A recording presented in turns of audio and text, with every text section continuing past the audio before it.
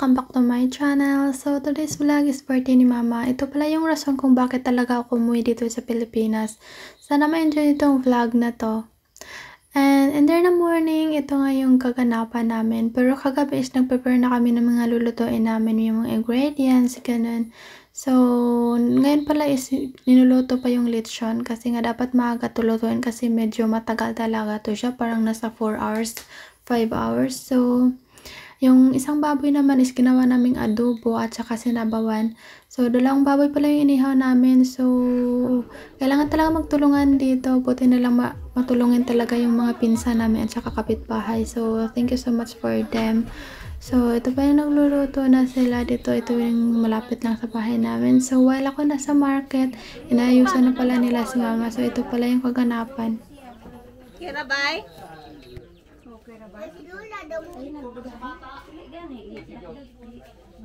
Kaya mga po anak, puti-puti.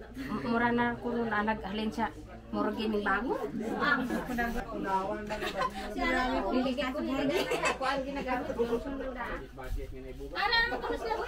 So, pagbalik na naman dito sa bahay is nag-arrange na kami ng lulutuin namin. Yung mga ingredients na binili namin kasi nga ako na yung kailangan namin. Ako pala yung naka-block nakatayo dyan para mag-arrange ng pancet. So, yun pala yung kapatid ko na gano'n ng sali ng kanin kasi nga magluto ulit ng kanin kasi nga kailangan maraming kanin kasi nga marami kaming bisita. So, ito naman is continue yung pag-ano ng vegetable kasi kailangan ng maraming ingredients kasi maraming lutuin na mga ulam. So, ito na yung pancit namin. Nilagay namin dyan para mabilis maluto. Nilagyan namin ng tubig. So, ito pala yung simpleng buhay namin dito sa probinsya. Sobrang simple lang pero nagtutulungan kami dito sa paligid. So, ito palang bahay na to is si mama na lang nakatira dito kaya hindi na masyadong naayos. Importante hindi tumutuloy yung bubong namin. So, yan pala yung kuya ko. Dalawang kuya ko, yung naka-blue at saka green, saka yung cousin ko, saka yung ninong ko, saka yung kapitbahay namin, bensa namin na tumutulong dito sa pagluto ng lechon namin. So, ayun na nga, sobrang init ito kasi nga yung bahay na to is wala siyang kisame, simple probinsya sa sobrang simple lang ng bahay dito. So, yung nagutom nga is nauna kumain para hindi na rin kasi gutom na sila. So, kailangan sila mauna na kumain. So, ayun na nga. So, ito pala sa malapit na pala maluto yung lechon namin kasi nga mag-11 na. So, ito na yung lechon namin pula na pwede na yata ito makain. Alam nyo po, yung tagaluto dyan is wala palang tulog. At saka sobrang init talaga dyan. Kaya nga sobrang akong pasalamat sa kanila kasi natumulo talaga sila dito. Lalo na yung mga kapatid ko. Alam nyo nga sobrang simple lang to pero ang laki din ng gastos namin. Asa? Ay, tiara. Hatag ni ko ang tita ni mo. Yung pamangkin ko nakaupo sa gilid. Yung bahay pala na yan is kapatid ko rin yan. Tsaka yung mga manok mahilig kasi sa sabong. Tsaka yung water namin isa yan yung hose. So, baka nagtaka kayo kasi meron kaming na tarpaulin. Yung trapal. Yan lang pala para hindi kami maulanan kasi nga dito lang kami sa labas magpa-service. So, meron na bakala kaming bisita pero konti pa lang. Pero mostly ng bisita namin is galing sa church. So, ito na nga, nagpakain na nga kami. So, hindi na ako naka-video pa. Ito pala yung mga bisita namin, mostly nga galing sa church at saka yung mga relatives lang namin. Mostly mga bata talaga yung tao dito. Marami talagang bata sa probinsya. Charot. So, ayun yung hindi ko talaga naka-video kasi nga sobrang busy. So, wala yung mga foods namin. Hindi pa pala dumating yung ibang bisita namin. Hinihintay pa namin sila.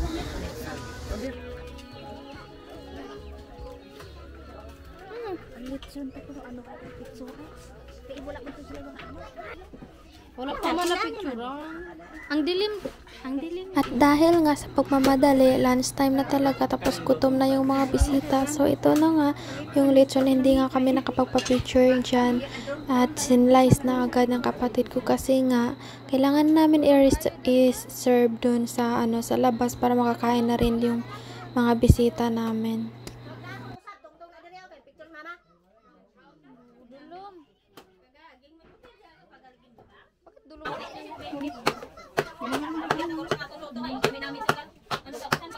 Kamot ko na ni mga. Oh, mata na kanang bukan. makakain na rin yung mga bisita namin. So, ito na yung natira pala sa lechon. So, sa wakas, makakain na rin kami kasi sobrang gutom na rin namin pagkatapos na kumain yung mga bisita namin. Kasi pagkatapos namin ito kumain, is mag-service naman kami para sa birthday service ni mama. Kasi pag birthday talaga dito sa probinsya, kailangan talaga may service or yung may pastor na pupunta dito at service, ganun po yun dito sa probinsya namin.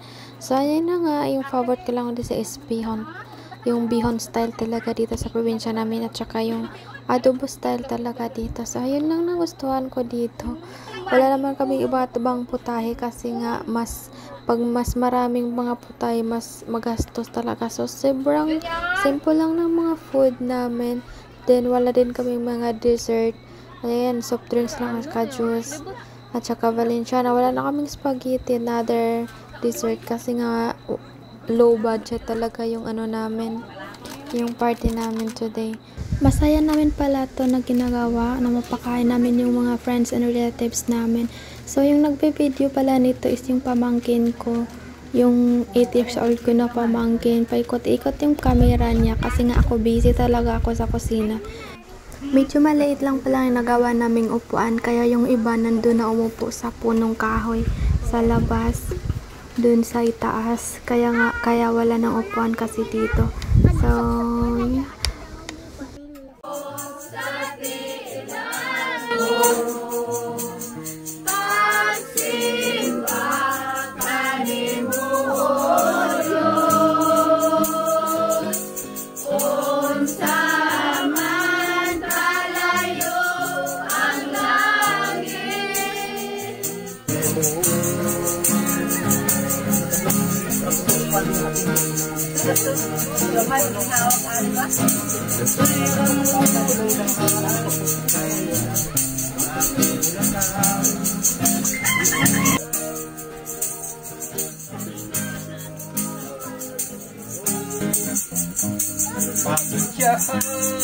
Pasay luha ang nagpasipala, ulahan ka kay sa langit may ganti ka.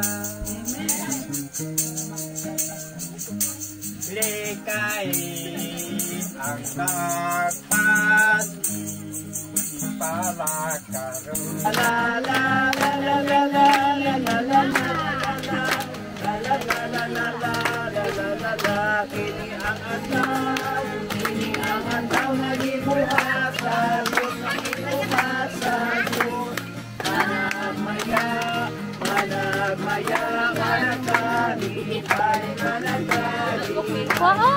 Kini ang antaw na gibuhat sa Diyos.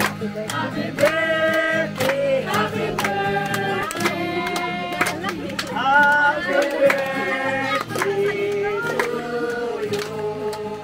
Happy birthday to you. Happy birthday to you. Happy birthday to you. Happy birthday to you. Happy birthday to you. Happy birthday, happy birthday. Happy birthday to you. Manang bibi, happy birthday na. Okay, magkiksunan ng iningatak na sa kapunanon. Atong paminawan ang celebrant. Then, maminaw po ta sa sulti sa mga anak, kung kinsang anak ng manang bibi ang makisulti bahin aning ika sa 69 katuig nga kasamaran sa ilang manahan ug nga gibutan may sa tarpulin nga stinta na. So una ni manang bibi maminaw ta sulti sa anak ni ini nga kapunanon kung sabay makasulti. Sir, paman sa mga anak ng ilan kadasala di amin siya po hangtod karon di na konser. Daghang salamat sa Ginoo kay dili pa Ginoo mo naghatag ni dili pa mayroon wala may katapos nda. Kini tanan akong pasalamatan bisan magkananan bu daghang salamat din tanan. Praise God. Yung dan nga naagi siya ning kapunanon kay suunan ning tambong gitsa pisar nga Di man yung paminaw, pero salamat sa Ginoong nagidasig siya ba. Okay, kisa pa man ilay makasulti. I-blow sa ang kuan, candle.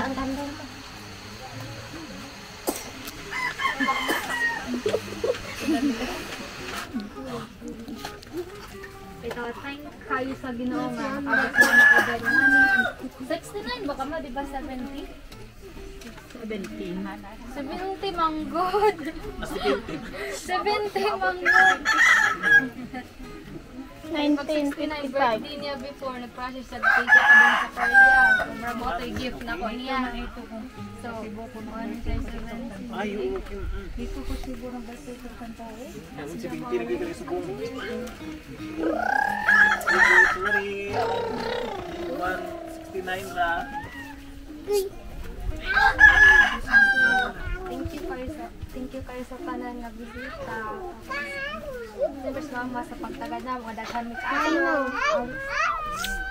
Pero dito siya sa Korea, sige mig sorry tapos nagtangas bitaw sa buntod. Story ra nako gaman ha.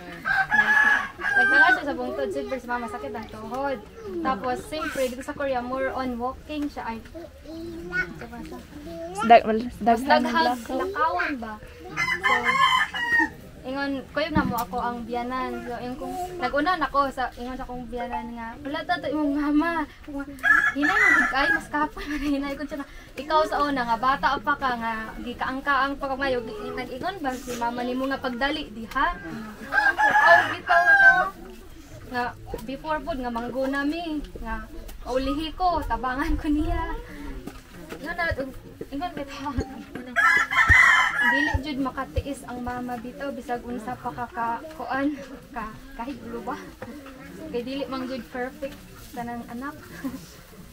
Si mama pud sa hay simpre maning ka. Normal lang. Pero tingnan kayo na ihaming di kon bagi di padako bitaw nga strong nasingkahan niya tungod sa amo ang mga sayop ana bitaw so para kabalo namin mo face sa mga struggle sa kalikutan bitaw ana. Salamat kayo mo sa pagpadako na mo sa kahit kay ulo. Alagyo na ta kayo ron so. Hindi kayo nga. Nakabtan kayo mo. Bisag lahi-lahi na tagudan. Ora na, thank you kayo sa Ginoo nga nakaabot sa mama. Okay, Thank you kayo pagkakatang sa Diyos mga siguro. Ito sa naminaw ng mga kabataan ba? Sa naminaw ng kabataan. Paano mo ginatiw ka?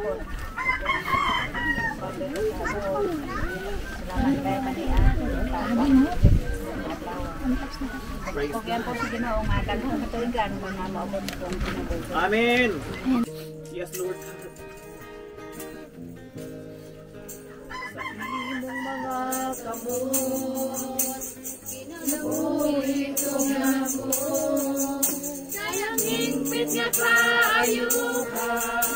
Ikaw man Ginoo, walay laing ngalan, napuno sa himaya o pagkabalaan. Sa imo mga kamot, sa imo mga kamot, kinabuhi tugyan ko, kaya simpit na kaayuhan, ikaw man Ginoo, walay lain nga ngalan, napuno sa himaya o pagkabalaan.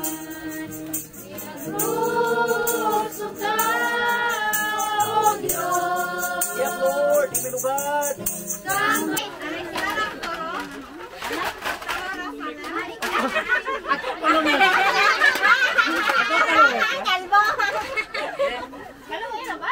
Ayo kaya may kinamagulangan. Kuko lang.